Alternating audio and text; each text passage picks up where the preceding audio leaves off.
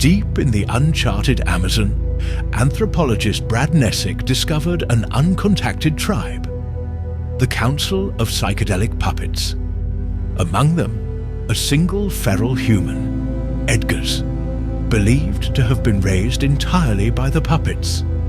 Observed behaviors included sudden interpretive dance, epileptic laughter yoga while wearing a leotard, and a ritual in which Edgar's built an airplane made of bamboo and shouted, "Flight 888 to the mythopoetic subconscious is now boarding."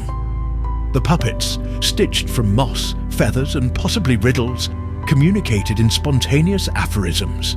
Freedom is a sneeze you don't resist. Structure is just panic wearing a tie.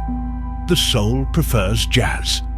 Necyk, initially skeptical, inhaled the ambient mirth spore, a local psychedelic, and experienced what he called a sensuous embrace of the right brain. He realized Edgar's was not mad. He was liberated. He was improvisation personified, and the puppets were mentors in surrealist wisdom.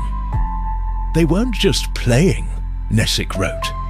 They were showing me how to become air. He never returned to academia.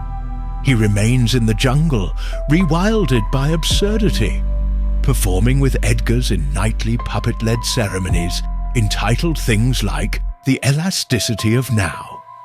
This is the origin of wild creativity, and its name is Edgar's.